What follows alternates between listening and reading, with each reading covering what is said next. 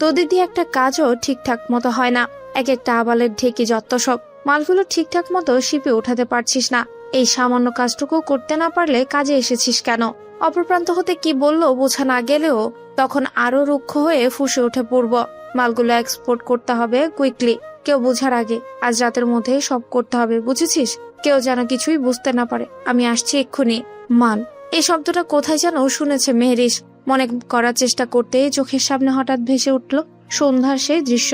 Shopping শেষে ফেরার পথে কয়েকটা ছেলে একটা মেয়েকে নিয়ে হাসাহাসি করছিল, কটাক্ষ করে বারবার বলছিল মাল মাল। তখন সে বুঝতে পারেনি শব্দটার মানে। গাড়িতে ফিরে ইরাকে জিজ্ঞেস করলে ইরা তাকে বুঝিয়ে বলে এখানে মাল মানে মেয়েদেরকে মিন করা হয়। সে একই শব্দ মাল। এখন পূর্ব মুখ হতে নিশ্চিত হতেই বিদ্যুৎ চম্মকের মতো মেহরিশের মস্তিষ্ক তরাক করে জ্বলে ওঠে। তাহলে এই বজ্জাত এমপি কি মেয়ে পাচারের সঙ্গে জড়িত? মেয়েদের দেশ থেকে বিদেশে সমুদ্র দিয়ে পাচার করে বেড়ায়? সমাজে ভালো মানুষের মুখোশ পরে রাত বিরাতে নারী পাচারের কাজে লিপ্ত হয়? বিস্ময় মুখটা আপনা আপনি হা হয়ে আসে মেহরিশের। পূর্ব বের হতে নিলে তৎক্ষণাৎ সেখান থেকে ছিটকে দূরে সরে আড়ালে আশ্রয় নেয় মেহরিশ। তাহলে ও সেদিন ভুল বলেনি। বাইরে থেকে বোঝা না গেলেও মেহরিশ এই বজ্জাত এমপিকে ঠিকই চিনেছে।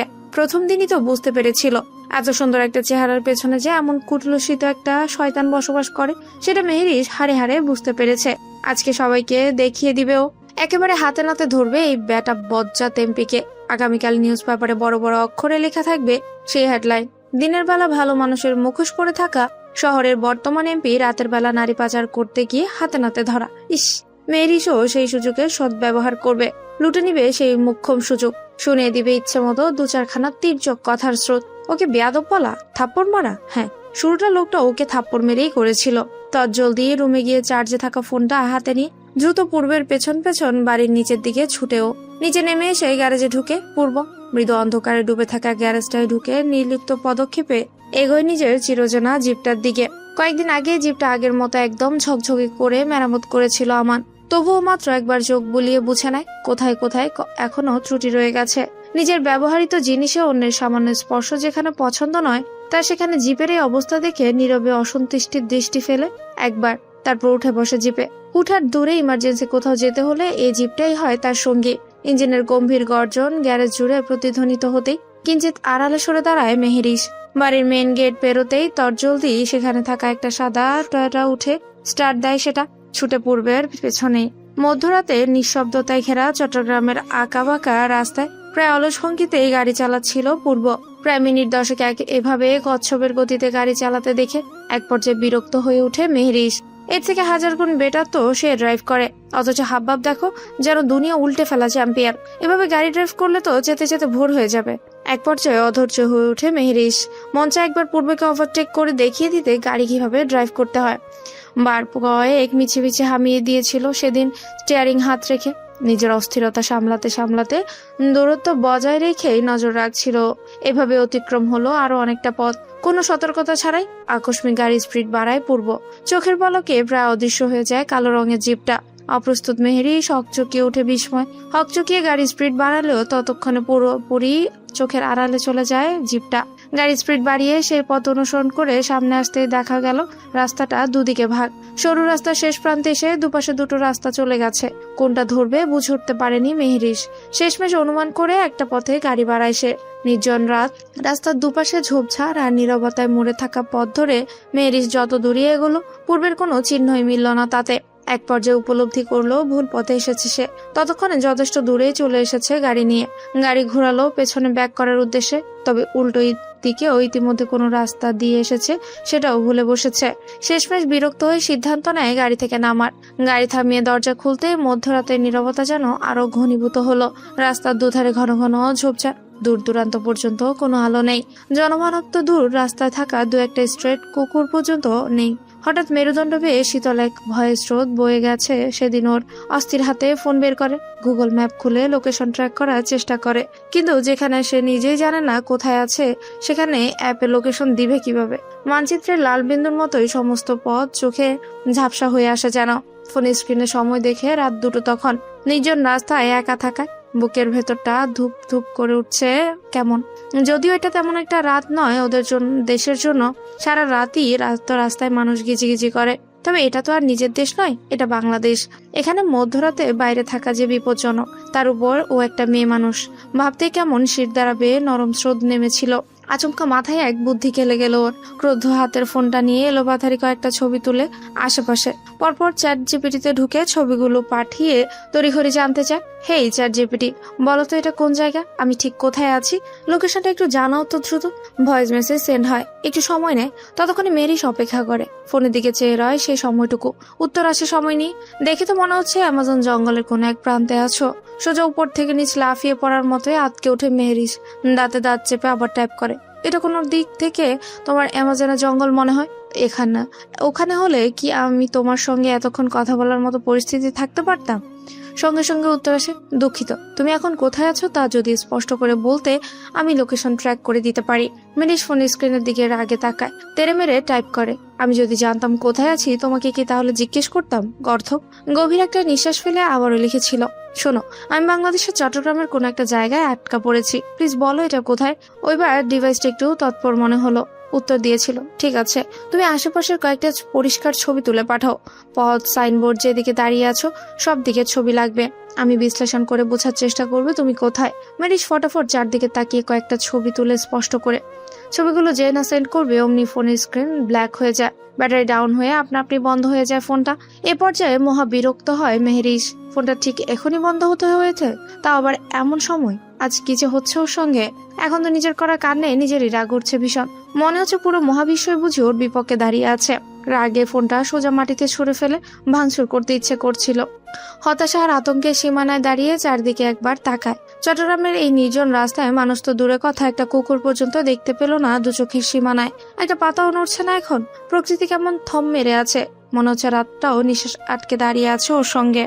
ভয়ের শীতল স্রোত ওর মেরুদণ্ড বেয়ে নামতে লাগে। নিজেকে সাহসী দেখানোর মেয়েকে মুখোশ ভেঙে চুরমার হয়ে যায় সঙ্গে সঙ্গে। হৃদপিণ্ডের শব্দ নিজের কানে স্পষ্ট শুনতে পাচ্ছ। এই মুহূর্তে মনে হয় সকালে ওই বজ্জাত এমপি নয়, বরং তার বদলে ওর খবরই হেডলাইনে উঠবে আগামীকাল সকালে। বড় বড় অক্ষরে লেখা হবে, মধ্যরাতে নিখোঁজ কিশোরের দেহ মিলল জঙ্গলে। দেহটাও পাবে কিনা সন্দেহ। পশু পাখির খাদ্যে পরিণত হবে নির্ঘাত। এরপর কি হবে? ওর মা বাবা ওকে রেখে দেশে চলে যাবে। দুদিন কান্নাকাটি করে এরপর সবাই ওকে ভুলে যাবে। নিজের মাথা দুহাতে চেপে ধরে মেহরিস। এসব আজে বাজে চিন্তা কেন করছেও, কিন্তু যতই নিজেকে স্বাভাবিক করতে চাইছে ততই ভয় ওকে গ্রাস করে নিচ্ছে ভেতর থেকে। মনে মনে ঠিক করে গাড়িতে উঠে বসবে, এরপর যেদিকে ইচ্ছে যেতে থাকবে। গাড়িতে থাকলে ভয়টা ততটা জেকে বসবে না মস্তিষ্ক জুড়ে।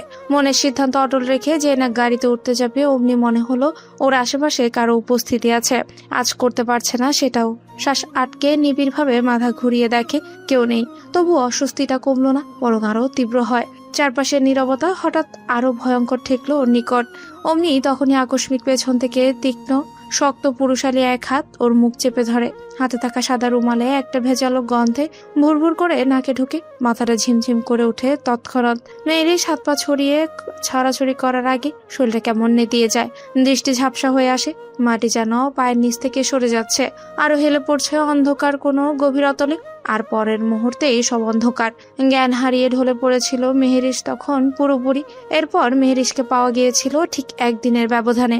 এই একদিন ওর সঙ্গে ঠিক কি ঘটেছিল কিছুই মনে নেই তার। মনে করতেও চায় না সেসব দৃশ্য। ওদেরই বাড়ির পেছনের ব্যাকইয়ার্ডে ওকে খুঁজে পেয়েছিল বিধ্বস্ত অবস্থায়। সেই দিনের কথা ভাবতে ওর ধ্যান ভাঙে। ফিরে এলো বর্তমানে। একটা বড় শ্বাস টানে মেহরিস, চোখের পানি হাতের উল্টো পিঠ দিয়ে মুছে ফেলে তৎক্ষণাৎ। বুকটা এখনো বেগতিক ভাবে ধরফড় করছে, কিন্তু সেই দুর্বলতাটাকে আর জায়গা দিতে রাজি নয় সে। নিজের ভেতরে কঠিন হয়ে উঠলো মেয়েটা এবার। না, এভাবে ভেঙে পড়লে চলবে না। সে মেহরিস মির্জা, কারো করুণা ভিক্ষা করে বাঁচার মতো মেয়ে সে নয়। অবহেলা অপমান এসব গিলে নিয়ে চুপচাপ মানিয়ে নেওয়ার মতো নয়। লোকটা কি বলেছিল ওকে? তার সামনে যেন আর কোনোদিন না পড়ে, তাই তো? ওর এই মুখটা যেন আর দেখতে না হয়, এ বলেই তো ওয়ার্নিং দিয়েছিল, তাই না? আর পাসপোর্ট, ওর পাসপোর্ট থেকে শুরু করে সমস্ত পেপারস পুড়িয়ে ফেলেছিল না? হ্যাঁ, কিছু একটা ভেবে তৎক্ষণাৎ তার ছেলের হাসি ফুটে উঠলো ঠোঁটের কোণে। চোখ দুটো শক্ত করে বন্ধ করলো এক মুহূর্তের জন্য। মনে মনে প্রতিজ্ঞা করলো এই খেলাটা এখন সে খেলবে, তবে এভাবে নয়, ঠিক ওনার মতো করেই খেলবে। এমন ভাবে খেলবে যেন লোকটা একটা সময় নিজেই অতিষ্ঠ হয়ে ওর কাছ থেকে রেহাই পেতে মরিয়া হয়ে নিজেই ওরকে দেশে ফেরত পাঠায়। নিজেকে ধাতস্থ করে উঠে দাঁড়ালো মেহরিস।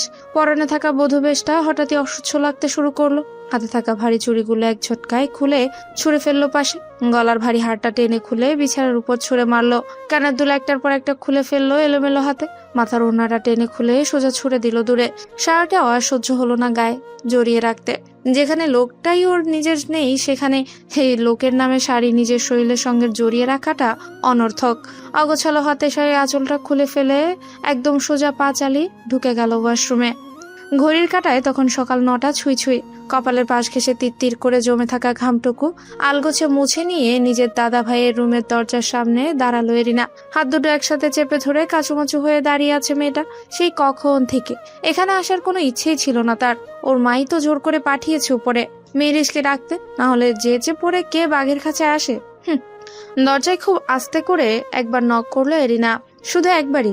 দ্বিতীয়বার ওর দরজায় টোকা দেওয়ার সাহসটুকু আর অবশিষ্ট রইল না। তবে ওকে অবাক করে দিয়ে কিছুক্ষণের মধ্যে আচমকা দরজাটা খুলে গেল ভেতর থেকে। দরজার সামনে দাঁড়িয়ে আছে পূর্ব। এরিনা বুক ধরাস করে উঠে তৎক্ষণাৎ শুষ্ক গলায় ঢোক গিলল বার কয়েক। পূর্ব ভীষণ স্বাভাবিক নির্লিপ্ত গলায় বলল, কি সমস্যা, কি চাই?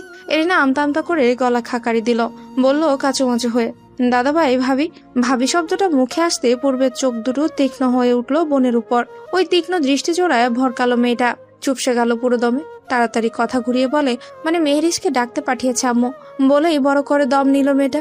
এই বুঝি ওর দাদা ভাই না, আবার দুম করে দিয়ে বসে এক চর। তবে উত্তরে পূর্ব ভাবলেশীন ভাবে বলল, আমার রুমে ওইসব আবর্জনার জায়গা নেই, অন্য কোথাও গিয়ে খুঁজ। সদ্য বিবাহিত বউ সম্পর্কে ভাইয়ের মুখে এমন কথা শুনে হতভম্ব এরিনা। নিজের বউকে কেউ আবর্জনা বলে বুঝি?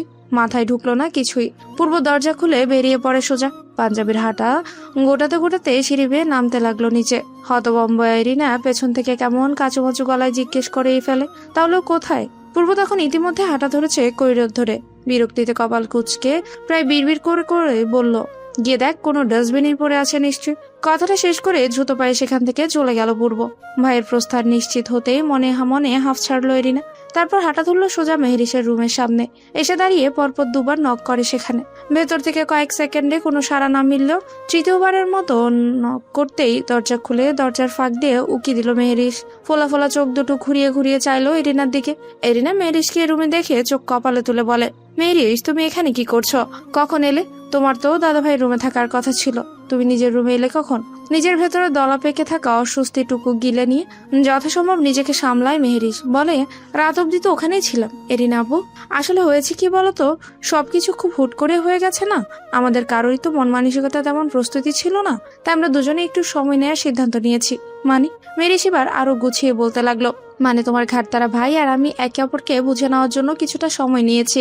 আপাতত যে যার রুমে থাকবো, পরিস্থিতি স্বাভাবিক হলে না হয় পরেরটা পরে বুঝে নিব। তুমি এসব নিয়ে মাথা ঘামিও না। এরিনা পুরোপুরি আশ্বস্ত না হলেও আর কিছু বলল না, শুধু একবার মেহরিসের দিকে তাকালো। কেমন যেন ভিন্ন লাগছে আজ মেয়েটাকে। আচ্ছা ঠিক আছে, তাহলে তাড়াতাড়ি ফ্রেশ হয়ে নিচে চলে আসো, আম্মু ডাকছে, নাস্তা করবে না? মেহরিস মাথা নেড়ে উত্তর দিল, ওকে তুমি যাও, আমি ফ্রেশ হয়ে একেবারে নিচে আসছি, কেমন? ওয়াশরুমে ঢুকে ওয়াশ বেসিন থেকে ব্রাশটা তুলে নেয় মেহরিস। পেস্ট লাগিয়ে মুখে ঢুকে বিরক্তিতে ভ্রু কুচকে বেড়ে থাকা ফোনটা হাতে নেয়। বারান্দায় ছুট লাগায়। সকালে সোনালি রোদ এসে পড়েছে সেখানে। রেলিং এ হেলান দিয়ে দাঁড়িয়ে দাঁড়িয়ে ব্রাশ করতে ব্যস্ত হলো। এক হাতে ব্রাশ আর অন্য হাতে ফোন চেপে স্ক্রল করতে থাকলো একের পর এক। এলোমেলো ভাবে স্ক্রল করতে করতে হঠাৎ ওর চোখ আটকায় বাড়ির নিচের দিকে। মেন গেটের সামনে সব সময়ের মতোই অফ হোয়াইট রঙের পাঞ্জাবি গায়ে ছাপিয়ে দাঁড়িয়ে আছে পূর্ব। সদ্য গোসল করা ভেজা চুলগুলো রোদের তোপে চিকচিক করছে। লোকটা উল্টোমুখী হয়ে কানে ফোন চেপে কারোর সঙ্গে কথা বলছে। গলায় সে স্বভাব সিদ্ধ গম্ভীর্য বিদ্যমান। মেরিসের ঠোঁটের কোণে অমনি শয়তানি হাসি ফুটে উঠল। ব্রাশ করা হাতটা থেমে গেল মাঝপথে। হঠাৎ করে মাথাটা সামান্য ঝুঁকি মুখে জমে থাকা থুতুটা সোজা নিচের দিকে ছুড়ে দিল পূর্বকে লক্ষ্য করে। কিন্তু ঠিক সেই মুহূর্তে কথা বলতে বলতে একটু নড়ে চড়ে দাঁড়ালো পূর্ব। ফলাফল স্বরূপ থুতুর ছিটা গিয়ে পড়ে তার গা ঘেঁষে মাত্র 1 ইঞ্চি দূরে মাটিতে। ইস! আফসোসের সঙ্গে আওড়ালো মেহরিস। পর মুহূর্তে হাতে থাকা ফোনটার ভলিউম সর্বোচ্চ হাই করে জোরে জোরে বাজাতে শুরু করলো বলিয়নের গানটি। গানের তালে তালে নিজেই নিজে মাথা দোলাতে লাগলো মেহরিস। দাঁত ব্রাশ করতে করতে দিব্যি নিজের মতো আছে সে। নিচে দাঁড়িয়ে থাকা পূর্বের দিকে একবারও তাকাচ্ছে না ভুলেও। আর গানের তালে তালে নিজেও গেয়ে উঠলো 2-4টে লাইন। প্রথমটুকু অস্পষ্টভাবে আওড়ালেও শেষেরটুকু জোরেই গাইল। সেক্সি মামা টোনটা একটু বেশি জোরে উচ্চারণ করে থামলো। তারপর ওদিকে পূর্ব ফোনটা কান থেকে নামিয়ে নেয়। তৎক্ষণাৎ চোখে পড়ে মাটিতে, ঠিক যেখানে ব্রাশের থুতুর দাগটা লেগে আছে সেখানে। থুতু ফেলার উৎস ধরে ঘাড় উল্টে উপরে তাকাতেই চোয়াল শক্ত হয়ে আসে তার। চোখ দুটো রাগে লালচে হয়ে উঠলো প্রায়।